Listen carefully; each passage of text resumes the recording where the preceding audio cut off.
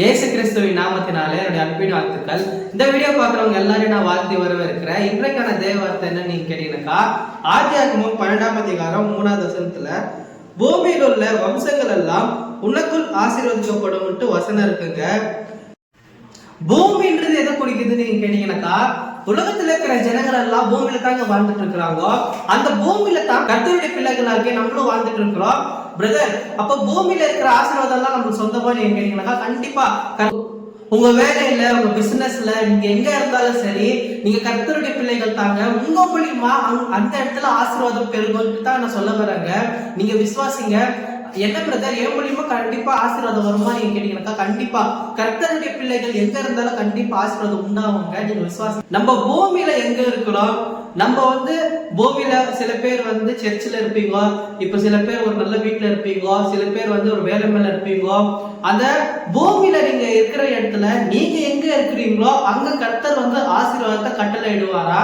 நிறைய பேர் யோசிச்சுட்டு இருக்கீங்க, பிரதர் நான் எங்க போனாலும் என்ன ஒரு மாதிரி தான் பாக்குறாங்களோ, ஜனங்க நான் என்ன செஞ்சாலும் ஒரு மாதிரி கேவலமா தான் பேசுறாங்க பிரதர், நான் போனா ஆசீர்வாதமா இருக்குமா அப்படின்னு யோசிச்சுட்டு இருக்கீங்களா? கண்டிப்பா நீங்க போனதான் அங்க அற்புதம் நடக்கும். நீங்க போனதான் அங்க அடையாளம் நடக்கும்.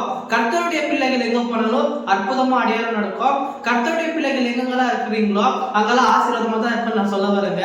நீங்க எங்க வேணா இருக்கலாம், நீங்க ஒரு குடும்பத்துல இருக்கலாம், நீங்க ஒரு வேலையில இருக்கலாம், நீங்க ஒரு பிசினஸ் பண்ணிட்டு இருக்கலாம், நீங்க ஒரு ஊழியம் பண்ணிட்டு இருக்கீங்களா, நீங்க என்ன பண்ணாலும் சரி, நீங்க எங்க இருந்தாலும் சரி, கர்த்தருடைய பிள்ளைகள் எங்க இருந்தாலும் நீங்க ஆசீர்வாதமா தான் இருப்பீங்க.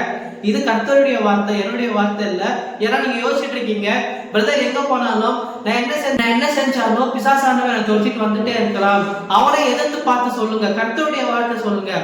பூமியில் உள்ள சகல ஜனங்களிலும் கர்த்தர் என்னை மேன்மையாக வைப்பார், பூமியில் உள்ள வம்சங்கள் எல்லாம் என்னாலே ஆசீர்வதிக்கப்படும். இந்த மாதிரி வார்த்தைகளை நீங்க சொன்னீங்கன்னாக்கா பிசாசானவன் பயந்து ஓட போறாங்க. இதே மாதிரிதான் இயேசு கிறிஸ்து இருந்துச்சு. அதே மாதிரிதான் வார்த்தைகளால தாங்க பிசாசை துரத்துனாரு. நம்மளுக்கு தெரியாதது கூட பிசாசானவன் தெரிஞ்சுக்குதுங்க. அப்போ கர்த்தருடைய பிள்ளைகளா இருக்கிற நம்மளுக்கு பைபிள் எவ்வளவு தெரிஞ்சுக்கணும்னு நீங்க யோசிச்சு பாருங்க.